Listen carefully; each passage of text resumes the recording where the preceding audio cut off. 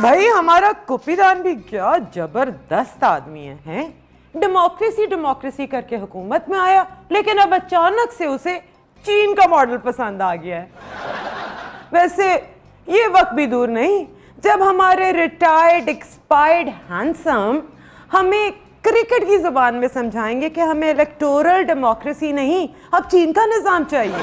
دیکھو میرے پاکستانیوں، میں سمجھاتا ہوں آپ کو، یہ زندگی کرکٹ کی طرح ہوتی ہے اور یہ سیاسی نظام ایک ٹورنامنٹ کی طرح ہوتا ہے، اور ڈیموکریسی کا ٹورنامنٹ تو میں نے پی ایم بن کے جیت لیا ہے، اور وہ بھی نیوٹرل امپائر کے ہوتے ہوئے۔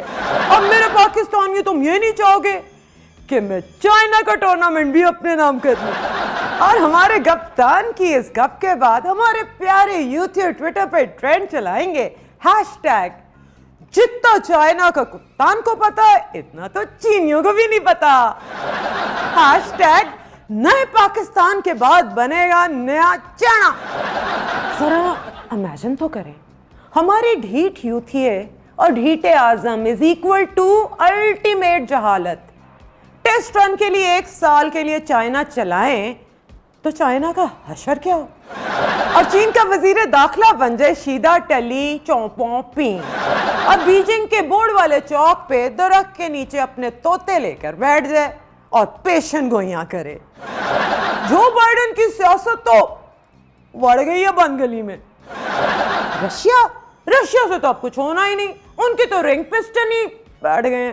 اور چین کا وزیر خارجہ بن جائے شاہ محمود قریشی، ہوئے بورس جانسن کو جا کے مشورے دے رہا ہو، بچہ میں تجھے بتاتا ہوں کہ اپنے ملک کی اکانومی تو نے بہتر کیسے کرنی ہے، اس کی ٹرک کیا ہے، اور ٹرک یہ ہے بچہ، غور سے سن بچہ، بس تو نے لیڈی ڈیانا کی قبر کے ساتھ ایک نئی گدی بنانی ہے بچہ، اور چین کی توانائی کا وزیر بن جائے نکایو شوپوں، اور چین کو سمجھانے لگے، ارے بھائی سمجھے تو صحیح، ہم یہ لوڈ شیڈنگ اس لیے کر رہے ہیں کہ آپ لوگوں کو پاکستان کی تکلیف کا اندازہ ہو۔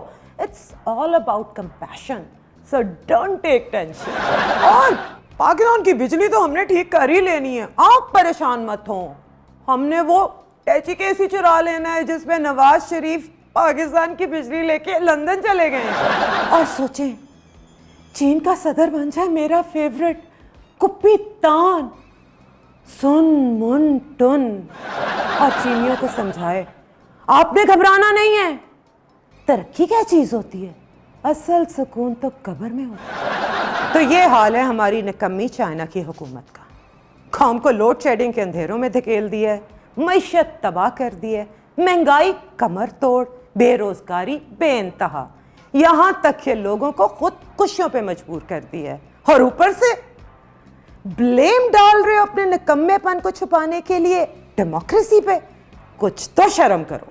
اور ہاں، بلیم سے یاد آیا کہ بلیم کے تو ماسٹر ہیں یہ لوگ، غریب اس لیے ترقی نہیں کر رہا کیونکہ وہ ہڈ حرام ہے، یہ قوم اس لیے آگے نہیں بڑھ رہی کہ یہاں کے لوگ ہی باشعور نہیں، ریلوے ایکسیڈنٹس اس لیے ہو رہے ہیں کہ پچھلی حکومت سارا کام خراب کر گئی، اور عورتیں اس لیے ریپ ہو رہی ہیں کیونکہ وہ کپڑے چھوٹے پہنتی ہیں۔ ہائے اللہ، مجھے تو یاد ہی نہیں رہا کہ ہمارے یہاں کے مرد تو مرد ہیں نا، روبوٹ تھوڑی ہیں۔ اور ویسے بھی ہمارے یہاں کون سے ڈسکو ہیں جہاں پہ جا کے جنسی جذباتی گانا گا لیں وہ لوگ، it's the time to disco, robot بنو اور کھسکو۔ تو یہ حال ہے ہمارے عمران نیازی کے آئی کیو لیول کا، جسے بالکل شرم نہیں آئی وکٹم بلیمنگ کرتے ہوئے۔ خیر، شرم آنے کے لیے اس کے ہونے کی بھی تو ضرورت ہے۔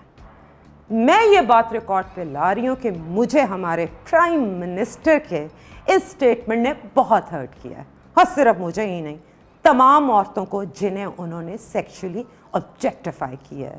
یہ دعویٰ کیا ہے کہ ریپ کا ذمہ دار کوئی سک مائنڈڈ انسان نہیں ہوتا بلکہ عورت کا لباس ہوتا ہے۔ قابل شرم، قابل افسوس، قابل گرفت۔